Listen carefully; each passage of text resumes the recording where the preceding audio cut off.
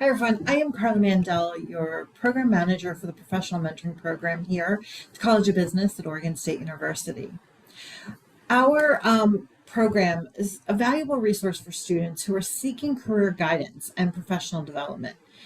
In this brief orientation, I'm going to give you a good overview of the program, its expectations, and guide you through the platform that we use, and offer some tips for making the most of the experience. For those who have been mentors for the past year and a half, there are still some things that you can learn here in this program, specifically about our timing and our matching process, but also some of the platform that we use, the nuances and updates that have been made. Both our program and the sources we're using or the technology we're using are always in a form of some sort of continuous improvement. All right. So we're going to start by going over the timeline and expectations of the program, including expected kind of check-ins and end of program surveys. We'll also introduce the OSU Connections platform that we're using for our program, and then discuss some best practices for connecting with your mentee and what to do if you're not hearing back from them. Finally, we'll also offer some basic, best practice tips for setting goals, communicating, and engaging in meaningful activities with your mentees this term. Okay. So currently our program serves all students transferring into the College of Business, either from within OSU, local community colleges, or from other universities. Our students are attending both on-campus courses, but we also have our distance learning programs, students who are there as well. So this means that some of our students may be in different time zones or in other countries, just like our alumni and our mentors. Many of our students are also working, right? So some are working part-time in typical local part-time jobs, but also we have a lot that are working full-time. And for these students, many of them are considering pivoting to new careers or industries following graduation. Others are simply looking to get promoted within their current institutions. And so everybody's reasoning for pursuing a mentoring relationship may be different. As our mentoring program continues to grow, we're also expanding the program offerings to our junior and senior level students who have first started their career journey here at within the College of Business. As you know, we ask you to provide information about your career and the number of mentees you'd like each year through our mentor interest form. In the past, we asked for this form to be filled out each term, but we've improved our processes to pull that information so that we can minimize how often mentors need to fill out this form. We'll continue to improve upon our questions and better our support for, that really help us use that form for our matching process. So let me talk a little bit about what that looks like. So our manual matching process, we use a very manual matching process, meaning I sit down with all of my student applications and I sit down with my mentor interest forms, and I'm looking for how many points of, whether it's the student is interested in that particular career that you're in, or that your experience matches something that a student is indicating they have an interest in.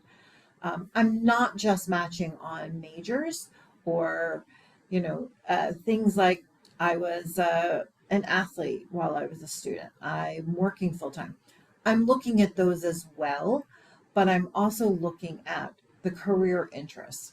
So I take your mentor interest form along with our student application and really looking across all the questions that we're asking so that we can hit as many of those points as possible.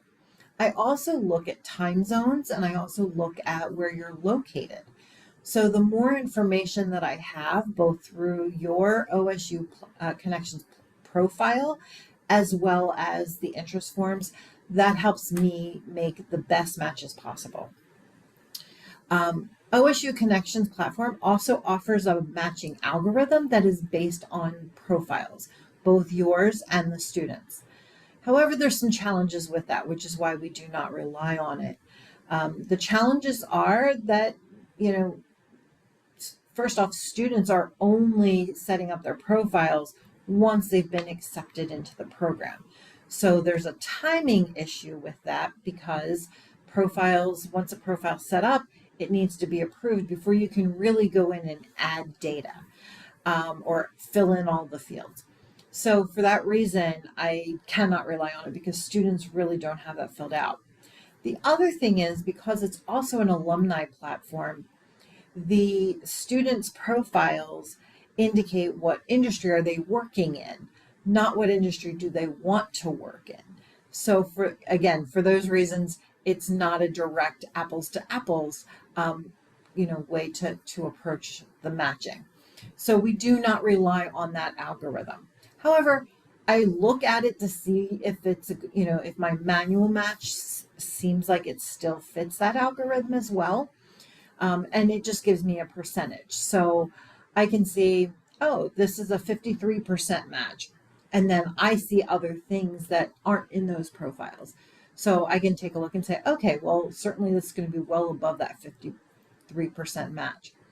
Other times it might be a 32% match, but there are so many other things that I'm able to connect you on. And so that is really why we will dig into that manual matching process. And for that reason, it takes time. And so when we look at the timeline, you'll see that I'm having to build in 2 weeks to do that. And that is also because our program continues to grow. In academic year 23-24, we had roughly about 100 to 150 students, depending on the term, apply to participate in the program and be matched. This fall, we had 245 students. And then each term, there's usually, anywhere from 1 to 10 students that we just don't have a mentor for. And we are, trying to still match them beyond the typical timeline. Sometimes we're successful and sometimes we're not. So many times we've reached out to you to see if you would take on an additional mentee if we find that somebody is very much, matching with you. Other times we'll just put out a general call.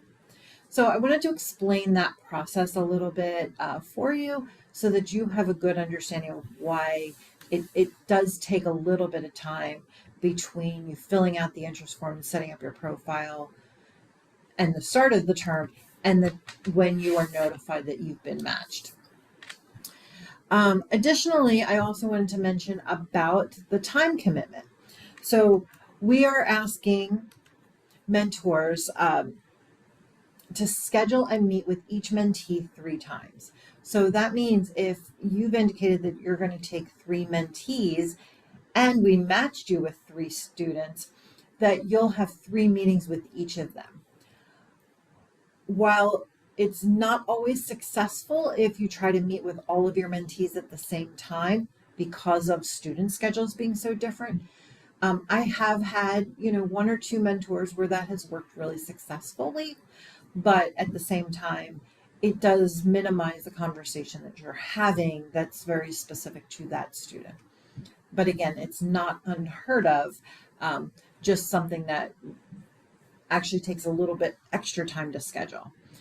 These meetings, by the way, can be in person, or they can be virtual, or they can even happen over the phone, or a mix of the 3. It's going to come down to the expectations that you and your mentee set for the interactions that you're going to be having. And we'll talk more about that shortly. So since our program is term-based, meaning one of the OSU quarters, I thought it was important to share the specific dates for this academic year with you. We do not offer mentoring during our summer quarter because we recognize that everyone has vacation schedules and it's also a much shorter time frame than the typical fall, winter, or spring term. So again, that does make a little bit of a difference. And we also have a lot less students on campus or in our program during the summer months. So our mentoring program lasts for the duration of each term. So again, fall, winter, and spring, and has specific milestones to achieve. And here's a timeline that we have actually shared with the students as part of their orientation program. So this is their timeline, but I thought it was helpful to share with all of you as well.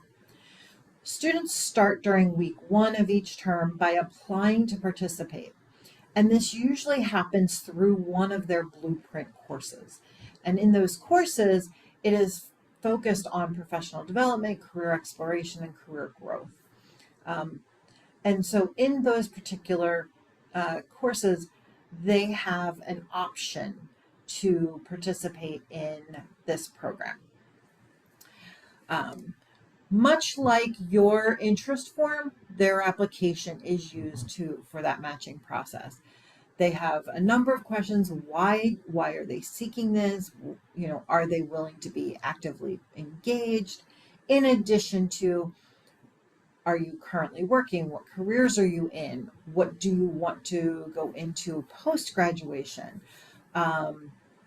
You know, what is your availability to meet? Can you only meet at nights and weekends? And so there's, you know, a number of things that we're looking at when we're examining their applications.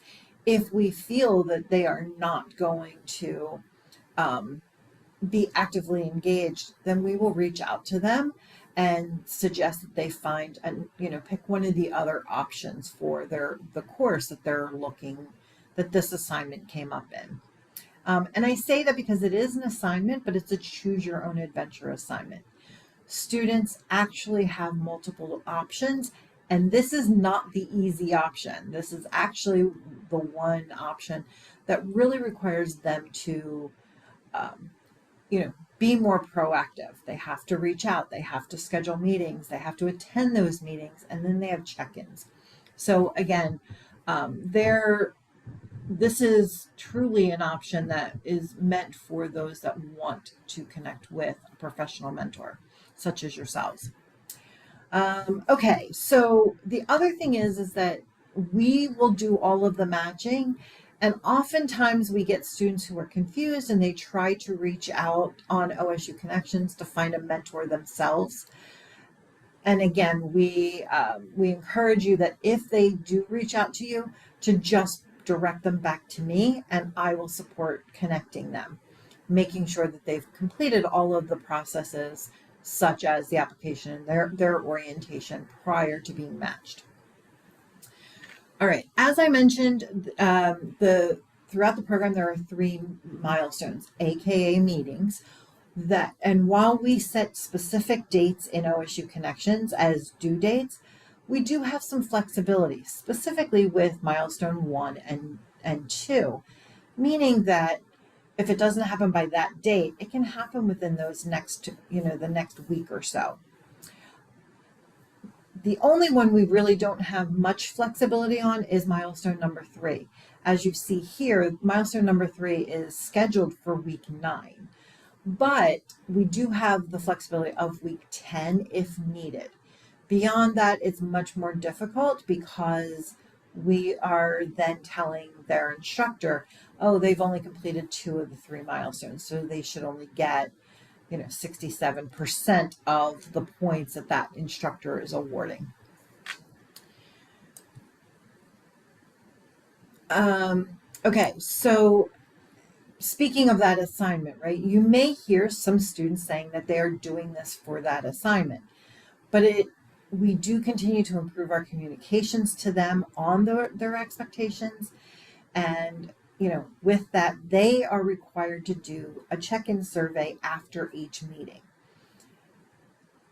Mentors are welcome to submit a check-in survey, but are not required. We will send out reminders through the OSU Connections platform about those upcoming milestones. And of course, the end of program survey that happens in week 10.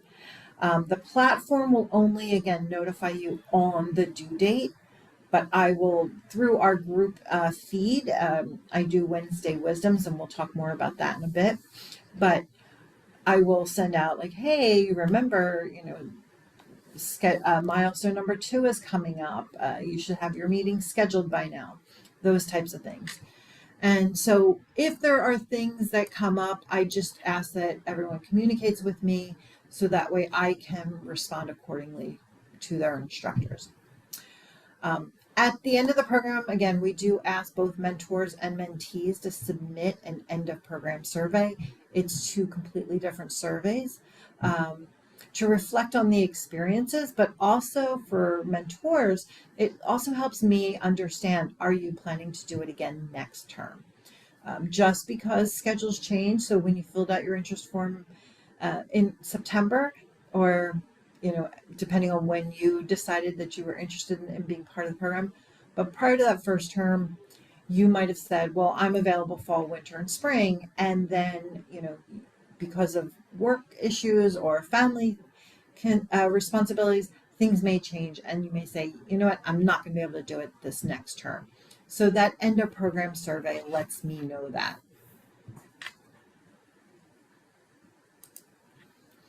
Okay, so now we are going to switch out to the OSU Connections platform, which you can see the link here. So now we are taking a look at the OSU Connections platform and a few things just to let everyone know about.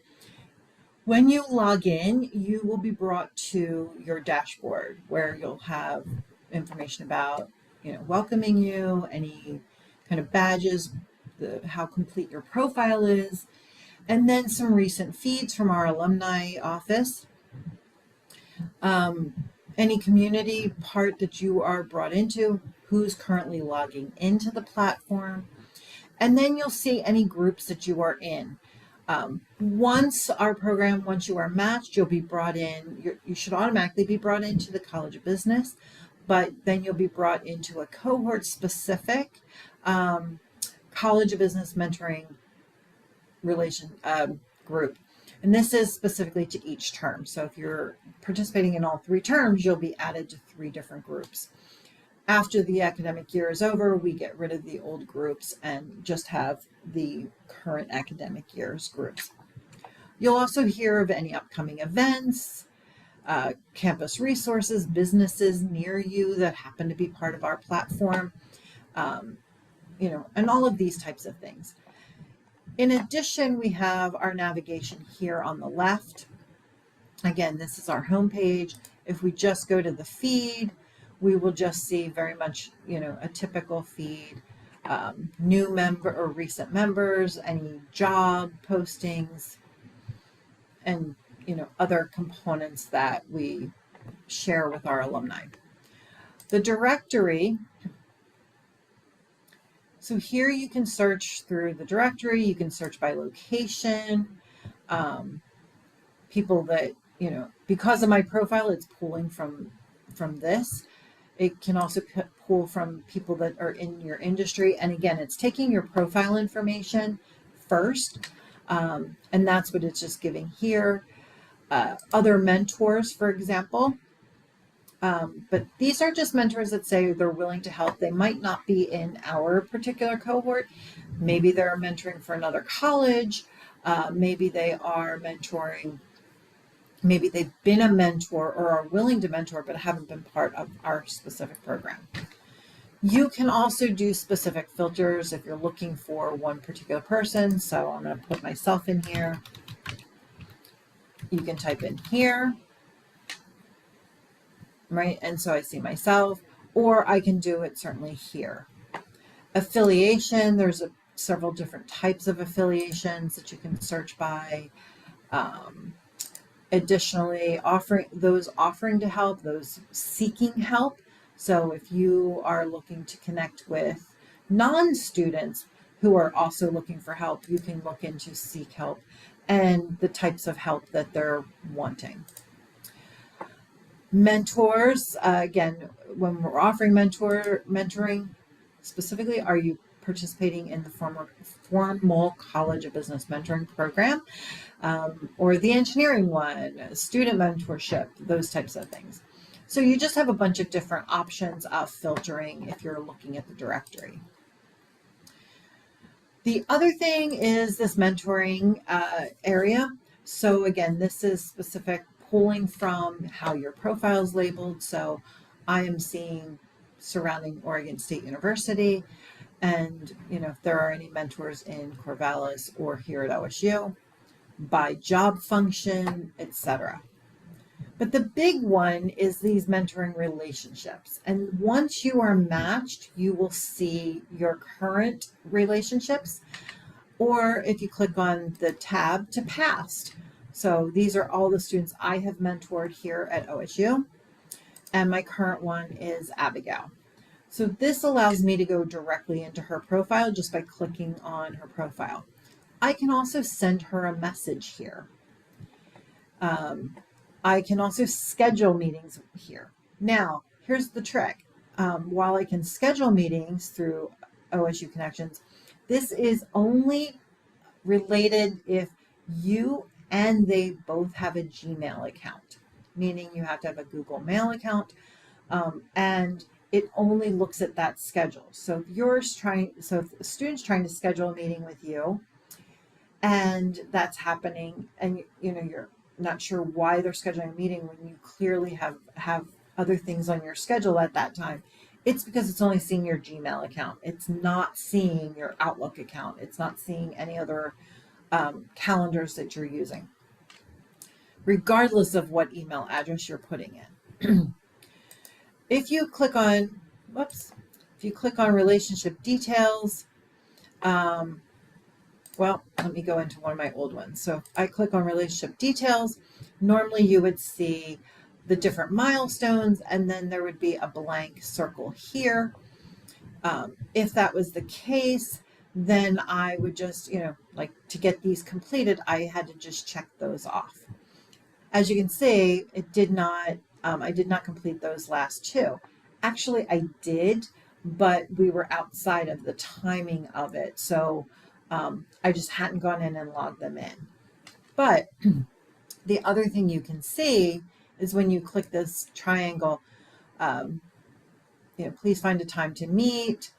And then here is the link to that check-in survey. So again, if you're interested in filling out the check-in survey, this is where you would find it.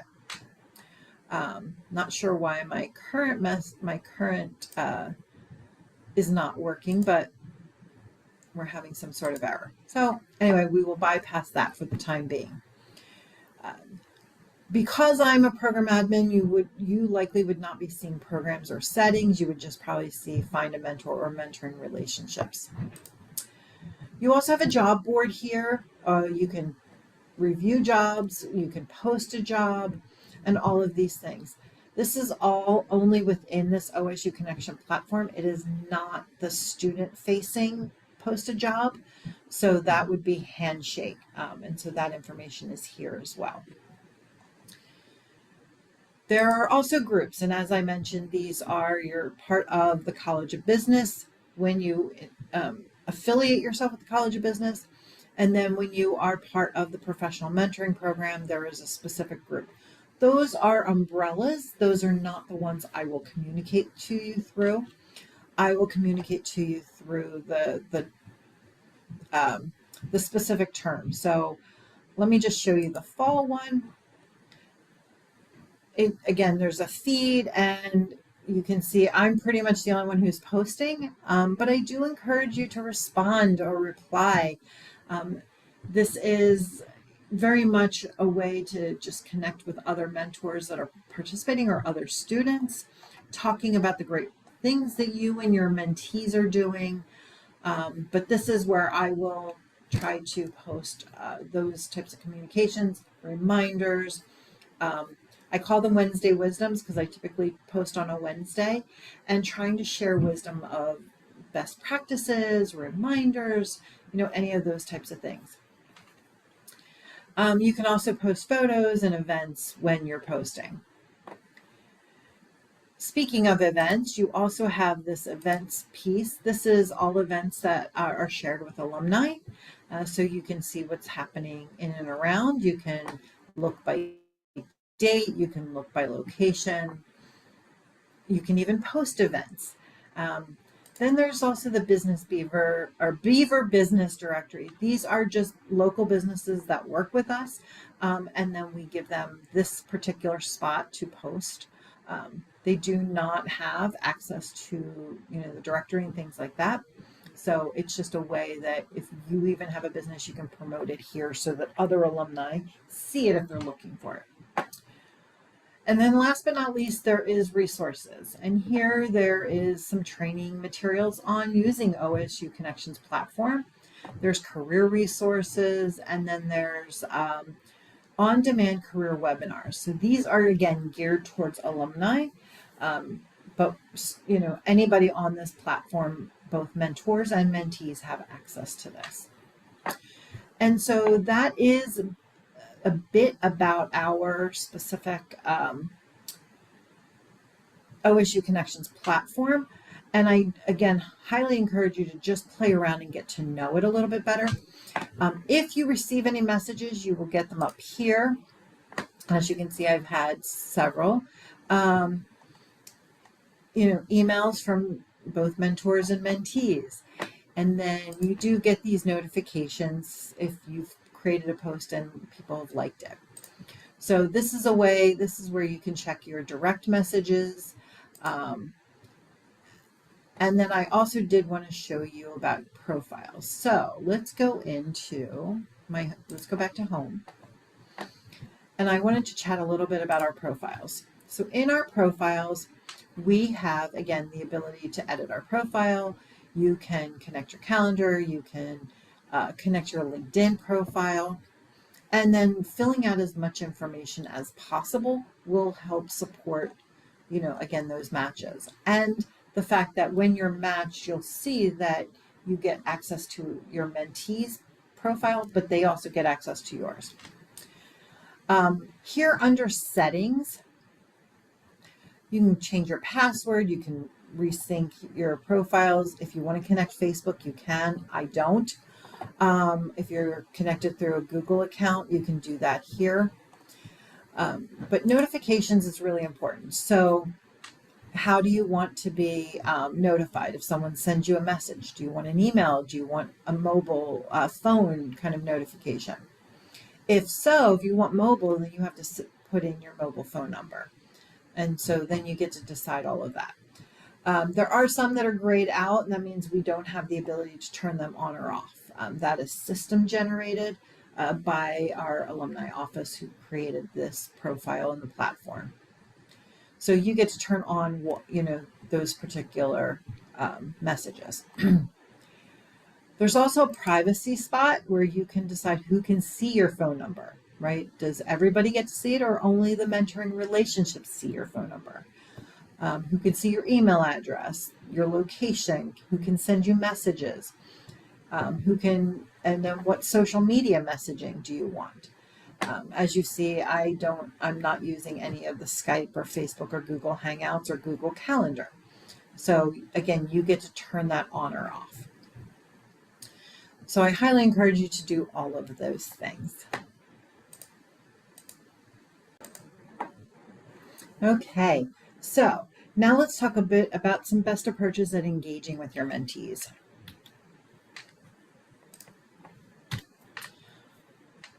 All right, so once you've been matched, you'll receive an email through the OSU Connections platform, similar to this one. Depending on how you set up your notifications, you might only see this on the platform, or you might receive it via email. It will also go to, it will only go to the email address that you put into your profile. So if that's your work address, it will go to work. And we'll talk a little bit about that. Or if it's your personal email, then it will only go there. So it's only the ones that you're listing in your profile. Additionally, if you do not receive this email via email, it's possible that it was filtered through your spam or junk. That happens a lot when it goes to your work account. because of firewall protections that your IT department has set up. So it is important that initially in weeks 2 and 3 of each term that you are watching that spam filter or reaching out to me and saying, just checking in. But you can also go into your OSU connections and see if there's any mentoring relationships there. I do encourage you to add osuconnections.org to your safe senders list, as well as myself, so that you don't miss any emails from us. And then once you're matched, however you and your student, your mentee have decided to communicate, making sure that everybody is added as a safe sender. We tell our students this as well. And so students do receive a similar email, and it is their responsibility to reach out to you first. When we tell them this, however, you are welcome to reach out to them as well, just to introduce yourself and ask them about, scheduling the first meeting. If you have a particularly tight schedule, then I do encourage you to make that known to them that these are the only times I'm available, because they also are working around their school schedules, their work schedules, and any extracurriculars that they're doing. So their schedules can get quite busy, especially being in the school business or college business. They have a lot of group work, so they're also having to build that into their day as well. Some will try to ask for evenings or weekends. That is solely up to you. Again, figuring those communications out is going to be really important in those initial outreaches to each other. Okay. We do tell students that if your phone number is listed in your profile, that they should still reach out to you first via email and only text once they've gotten permission from you. So again, that's another area where you would want to address with them if texting is okay. So speaking of communications, we do encourage you and the students to establish those preferred communications, whether it's email, phone calls, text messages, and even what video conference platforms you want to use to connect with each other if you're doing virtual meetings. That can be Teams, Zoom, Google, FaceTime.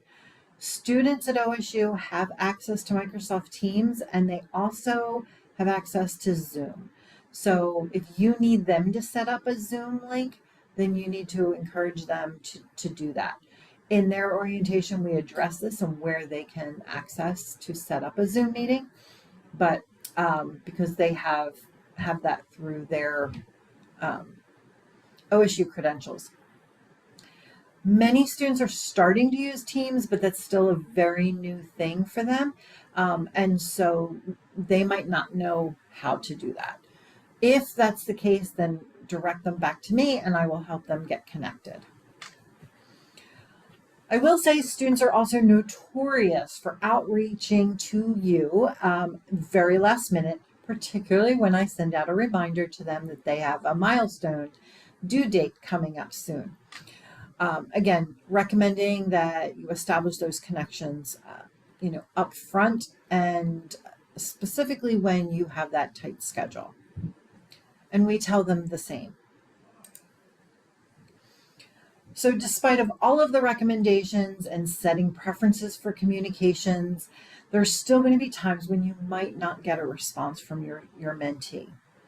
We've seen this happen from the mentees, but we've also seen mentors that students are perceiving as not hearing back from. We do remind students that mentors are equally as busy, if not busier, with work and families, and that they may not have just had time to respond. Maybe you're on a tight deadline or, had something come up.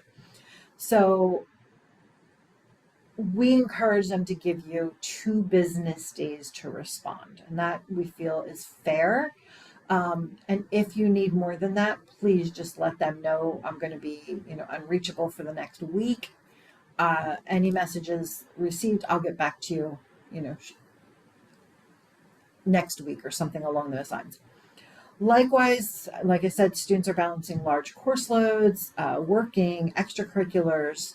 A lot of our distance learning students also have families, so they are, in your boat, but also taking courses. So schedules can get quite hectic. Um, and so again, that 2 business days is usually enough time for a response, but if not, we encourage you to just connect with each other and say, hey, I'm going to be out of commission for the next week. It is also possible that you might still have those technical difficulties, even if you set as safe senders, if you set all the notifications, you may still have, firewalls preventing those messages from coming through. So checking spam and junk filters are also really important. In these particular cases, when it continues, we do recommend that you reach out to them through other avenues, whether it's email or the OSU Connection platform, whichever one you're not hearing back from them on, do the opposite. If it's text messaging, I'm sure students will give you their phone number and say to text them. But I also encourage that patience and waiting for, any kind of technical issues to be resolved. But don't wait too long, because there are those milestones to meet. Again, if you've waited 2 days and you have followed up, or they have followed up, then we encourage them to kind of reach out. So when there's communication issues or difficulty getting a hold of each other, or not understanding why the other is not responding, I encourage them to seek support from me. I'm happy to, help connect the two of you. I will start with an email that's going to both of you, just, reminding you of each other's emails, phone numbers, those types of things, and just saying, hey, helping you connect with each other. Please don't wait till the end of the program to let us know that you've never heard from your mentees. We could then check with their instructor. We can check in our own platforms to see if they've withdrawn from their course or from the program, if they've transferred to another college. Those types of things can genuinely cause some of those issues. We're not notified of that, so I would actually have to look for it. We can also see if there's any extenuating circumstances preventing your mentee from actively engaging. So oftentimes we hear of a student, that's having a difficult crisis or something, or dealing with something along those lines. And while we can't share that information, we can at least say that, hey, there's some extenuating circumstances, and, we're trying to work with the student on that. But we could let you know that there's things happening. I also encourage you to reach out if you have extenuating circumstances that are going to impact your availability to meet with your mentees.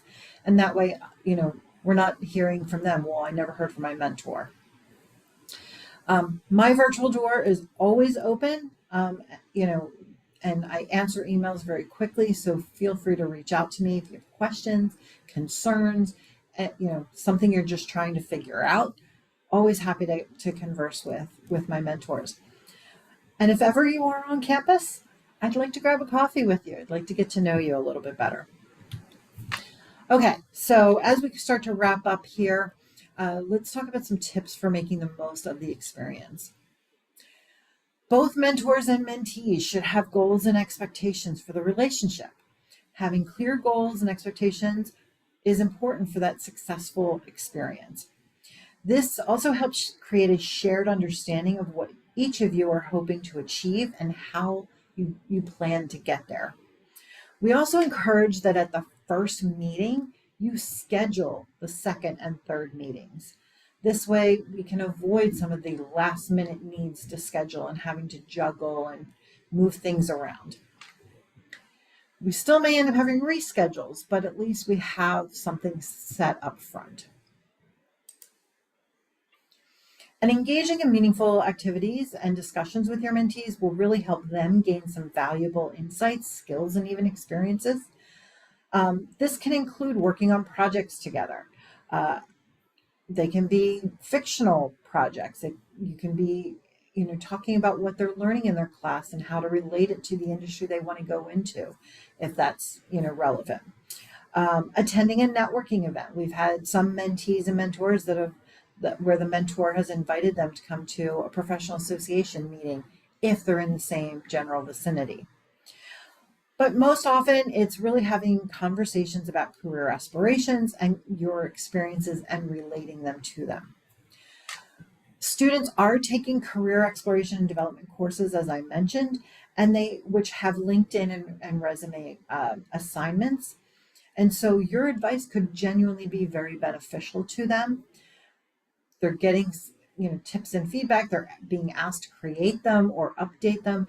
And then, having industry insights into what do employers want to see on resumes?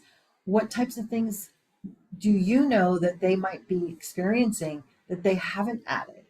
So that's where your insights are going to be really beneficial to them. And here's just a quick summary of best practice strategies for successful experiencing. Practice active listening and asking questions, and we talk to students about that as well. They really should always have some questions for you that they really want to discuss in each of those meetings. And having you reiterate that is far better than us telling them, hey, have 2 or 3 questions you want to discuss. If you, kind of create that culture, they're going to be far more proactive in having that available, and where you can even say, hey, we have an upcoming meeting. What types of things would you like to discuss? So things like that would be really beneficial. Of course, they want to hear all about your experiences and insights that you can share, connecting them to other people you think they might need to, might benefit from, but do not feel that you have to. Those are just some of the things that some of our mentors have done, and it has made a big difference. Always encouraging growth and learning and providing constructive feedback to them if they're asking for your advice. And then, of course, support their decision making. Asking them, what types of clubs are they joining? What types of platforms are they looking for? If they're looking for an internship, where are they looking for? What might they look, what might also be of benefit? And that's the types of things that we feel are really coming out of these conversations that we've been hearing about. And I'm sure I'm only scratching the surface, because I know a number of you mentors have had really deep conversations and engaged in many, many ways with our students. These are just some of the best practices based on mentoring relationship research that we've done, and then also what we've heard from you and our mentees. And I will wrap up by saying we really appreciate your support of our college business students, and supporting future leaders, right? You are supporting our future leaders today. And so we cannot thank you enough for that. So thank you for being a mentor and for watching our orientation video. And I am always here if you have any questions.